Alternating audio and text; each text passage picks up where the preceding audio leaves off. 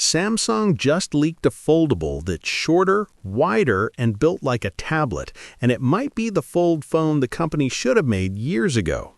When the Galaxy Z Fold 8 renders first dropped, the internet called it a Fold 7 clone. Same shape, same size, nothing exciting. Then the Fold 8 Wide showed up, and everything changed. These are 6 real hardware-level differences between the two phones, and by the end of this, you'll know exactly which one is built for you. Let's start with the obvious one. It's wide.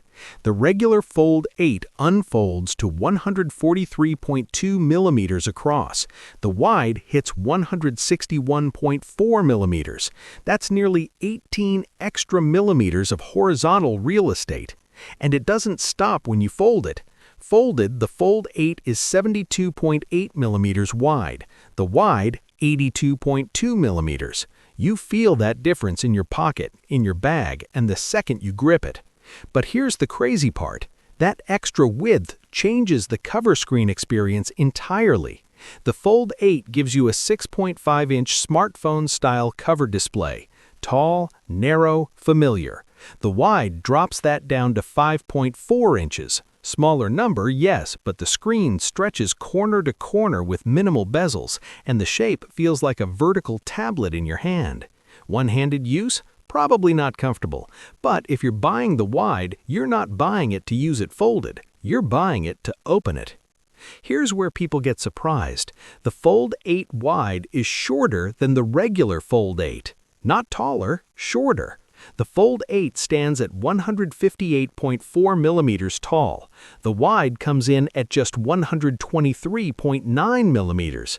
That's a 34.5 millimeter difference in height, nearly an inch and a half shorter.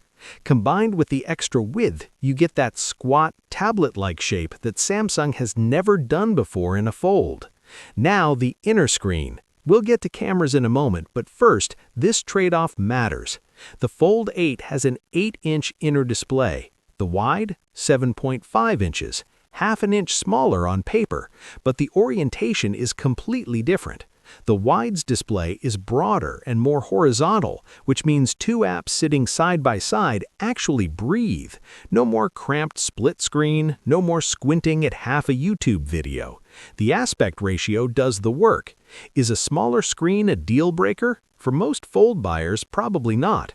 For the person who uses split screen all day, it might actually be an upgrade. Difference 5. Thickness. The wide adds 0.4 millimeters when unfolded and 0.8 millimeters when folded compared to the Fold 8. Not dramatic, but over a full day in your pocket, you'll know it's there. Now the cameras. This is where it gets interesting. Samsung is going with 2 rear cameras on the Fold 8 Wide. Just 2. No telephoto. The setup is pulling from the Galaxy S25 Edge playbook, likely a 200-megapixel main sensor paired with a 12-megapixel ultra-wide. Wait for it. No under-display camera. Not on the inner screen, not on the cover screen. Both use a pinhole cutout. Clean, traditional, no compromises on display quality from a hidden lens. But here's the real question.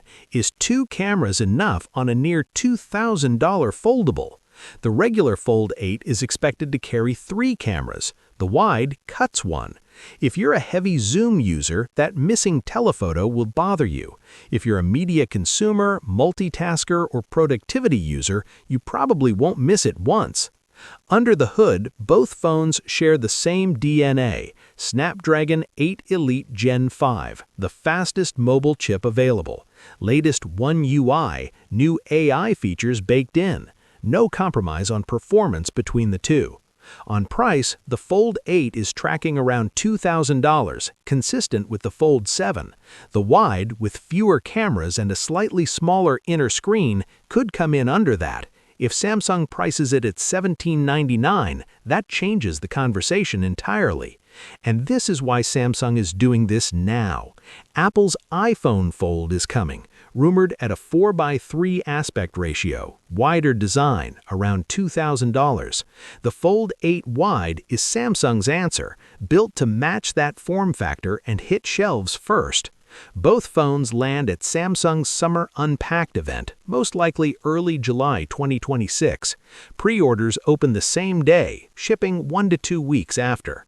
Here's where I land on this. The Fold 8 is for Fold loyalists, people who know the formula and want the best version of it. Bigger inner screen, 3 cameras, familiar shape. The Fold 8 Wide is for everyone who looked at a Fold and thought, not quite, too narrow, split screen, too cramped, not enough tablet. Samsung finally built that phone. The camera cut is the only real risk. Remember those 2 rear cameras I mentioned? That's the spec that will decide how this phone is reviewed in July. If the 200-megapixel main sensor delivers, the missing telephoto won't matter. If it doesn't, that's the headline. So, which side are you on? Fold 8 or Fold 8 Wide? Drop it in the comments right now.